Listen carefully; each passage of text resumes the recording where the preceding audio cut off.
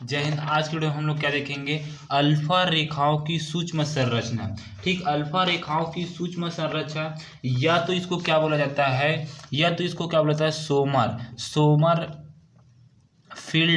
Somer field के आपेक्षीय आपेक्षीय आपेक्षीय आपेक्षीय model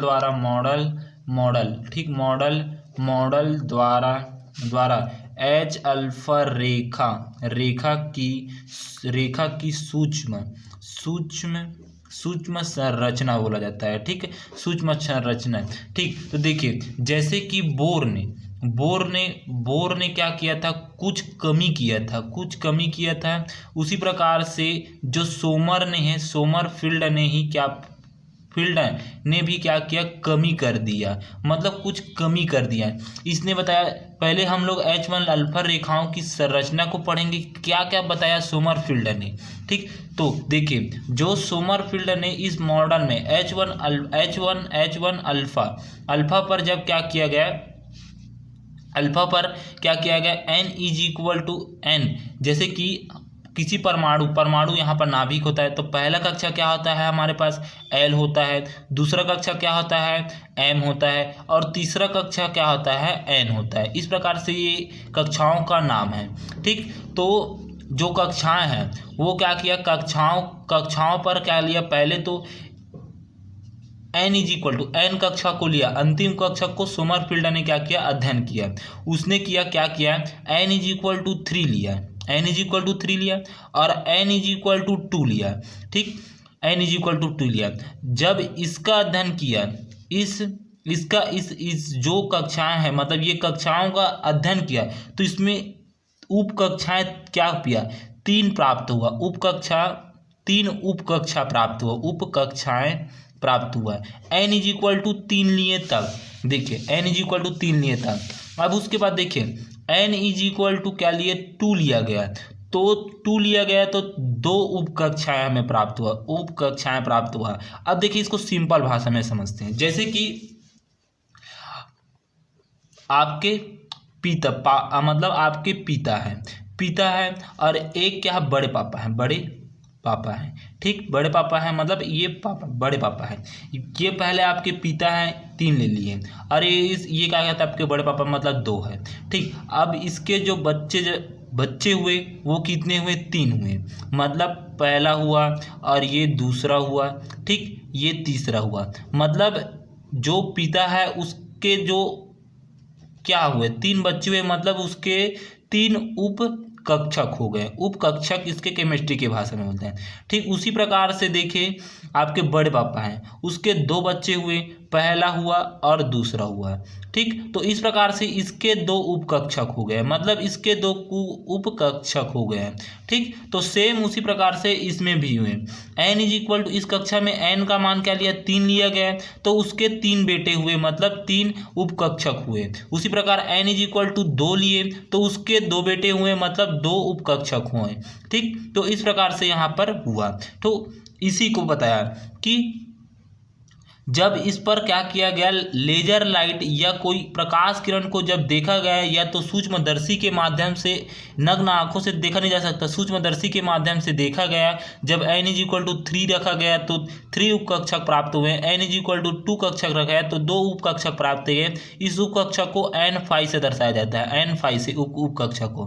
ठीक, अब उसके बाद एक वैज्ञानिक ने आया, सोमरफील्ड के बाद एक वैज्ञानिक कौन आए, सोमरफील्ड के बाद एक वैज्ञानिक कौन है, वरण वैज्ञानिक ने बताया कि जो सोमरफील्ड ने बताया है, मान ले सोमरफील्ड ने बताया अधिकतम कितने उप कक्षाएं बन सकते हैं, 3 उप कक्षाएं बन सकते हैं, 3 उप कक्षा बन सकते हैं। मतलब जो पिता है वो 3 उप कक्षक, तीन पुत्री को ही क्या, 3 बेटे के हुई जन्म ले सकता है।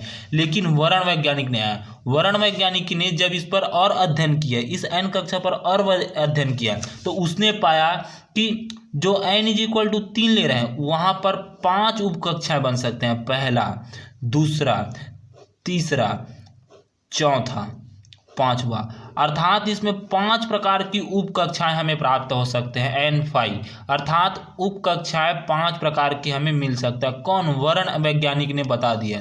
ठीक, तो इस प्रकार से जो सोमर वैज्ञानिक ने है क्या किया, एक गलती कर दिया कि उप कक्षाएं केवल 3 तक अधिकतम जा सकती है, 5 तक नहीं जा सकती है, ऐसे करके बोल दिया। और वर्ण वैज्ञानिक ने आया, उसने बता दिया कि जो उप कक्षाएं हैं n=3 पर क्या हो जाएगा, कक्षाएं 5 तक जा सकती है, n=5 तक। ठीक, N5 उप कक्षाएं हो सकती है।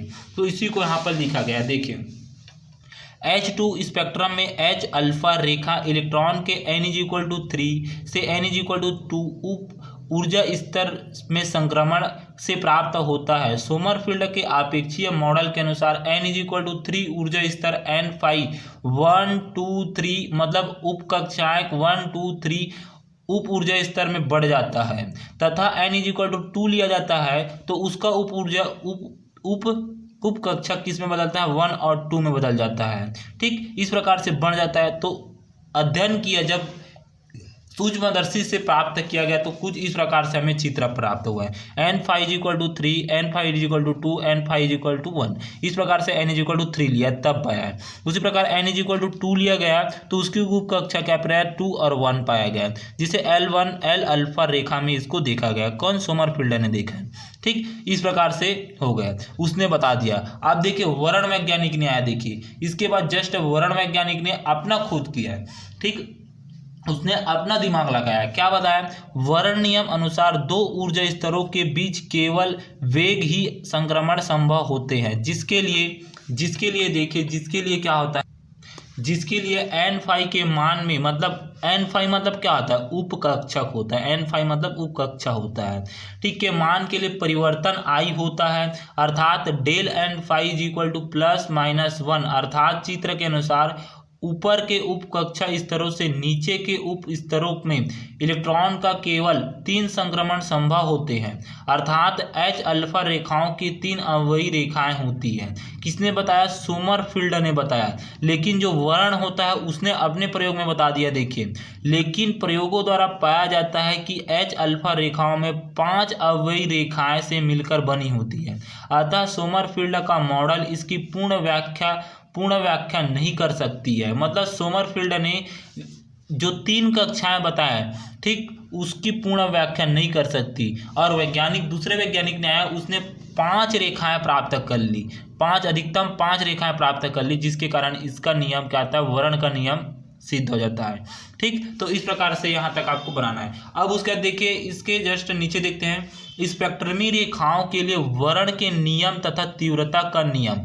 देखिए, जो सोमरफील्ड ने गलती किया, उस गलती को सुधारा। किसने? सोमरफील्ड की गलती को किसने बताया? वर्ण ने बताया। और वर्ण ने अपना नियम दिया तो गणितीय भाषा में देगा ना, क्योंकि फिजिक्स है तो फिजिक्स के नियम अनुसार गणित में ही देना पड़ेगा। ठीक, तो उसने देखिए यहाँ पर दिया, देखिए निम्न 4 शर्तें उसने बताया। पहला देखिए, ऊर्जा स्तर अवस्था से दूसरी ऊर्जा अवस्था में परमाणु का संक्रमण कुछ वर्ण नियमों के अनुसार होता है। केवल वे ही संक्रमण संभव है जो निम्न वर्ण नियमों का पालन करता है। जैसे कि आप संक्रमण कराए होंगे, ठीक, सोडियम क्लोराइड जैसे कि आप संक्रमण करेंगे, जैसे कि आप 11वीं बार में जब Na+ पे Cl करते थे, क्या बनता था? NaCl बनता था। अब इसको हम लोग स्ट्रक्चर के भाषा में समझते हैं तो कुछ इस प्रकार से ये नाभिक होता था, इसका भी क्लोरीन का ये Na होता था और ये होता था Cl होता था। तो यहाँ पर इलेक्ट्रॉन भर आता था, फिर उसके बाद इसमें इलेक्ट्रॉन भर आता था, उसी प्रकार से इसमें इलेक्ट्रॉन भर आता था, फिर उसके बाद इसमें इलेक्ट्रॉन भर आता था, फिर उसके बाद इसमें इलेक्ट्रॉन भर आता था।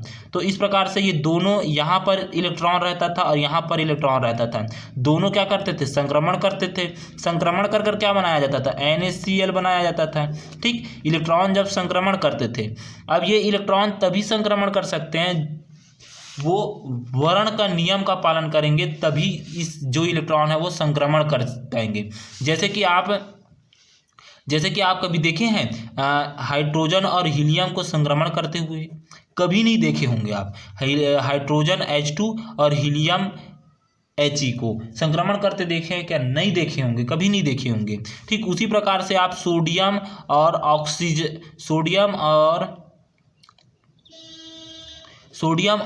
सोडियम को संक्रमण करते आप देखे होंगे? नहीं देखेंगे, क्योंकि ये इस नियम का पालन नहीं करते हैं। ठीक, तो यहाँ पर देखिए पहला नियम उसने बताया, कौन? वर्ण वैज्ञानिक ने बताया कि एल के मान में अंतर +-1 होता है, अर्थात del L is equal to +-1 होना चाहिए। जो एल कक्षक है, एल जो कक्षक है, हम लोग प्रथम कक्षक एल लिए थे, एल वाला कक्षक वो क्या होना चाहिए? +-1 होना चाहिए, बताया गया है। पहला नियम बताया। ठीक, दूसरा क्या किया? दूसरा देखिए जे के मान में अंतर 0 या तो 1 होता है, अर्थात del Z is equal to 0 या del Z is equal to +-1 होना चाहिए। दूसरा नियम बताया। तीसरा नियम ये बताया कि चुंबकीय क्षेत्र के उप में एम एल के मान में अंतर 0 या तो +-1 होना चाहिए, अर्थात क्या होना चाहिए? Del M L is equal to 0 या तो del M L is equal to +-1 होना चाहिए। ठीक, चूंकि चुंबकीय क्षेत्र की उप कक्षा में एम जे के मान में अंतर 0 या तो +-1 होता है, अर्थात del M J is equal to 0 या तो del M J is equal to +-1 होना चाहिए। ठीक, तो इस प्रकार से आपको यहाँ तक बताना है। 4 नियम दिया। पहले क्या किया? डेल एल का मान क्या होता है? +-1 होना चाहिए पहला नियम में। दूसरा नियम में ये बताया डेल जे का मान 0 के बराबर होना चाहिए या तो +- के बराबर होना चाहिए। ठीक, तीसरा नियम ये बताया कि जो डेल एम एल है वो क्या होना चाहिए? ठीक, 0 होना चाहिए या तो +-1 होना चाहिए। चौथा नियम ये बताया कि डेल एम जे है वो क्या होना चाहिए? 0 या तो +-1 होना चाहिए। ठीक, तो इस प्रकार से जो वर्ण वैज्ञानिक ने है उसने संक्रमण पर बताया कि 2 परमाणु यदि 2 तत्व संक्रमण करते हैं तो इन नियमों का पालन करेगा, तभी वो दोनों संक्रमण कर सकता है। ठीक, यहाँ तक आपको बनाना है। ठीक, धन्यवाद।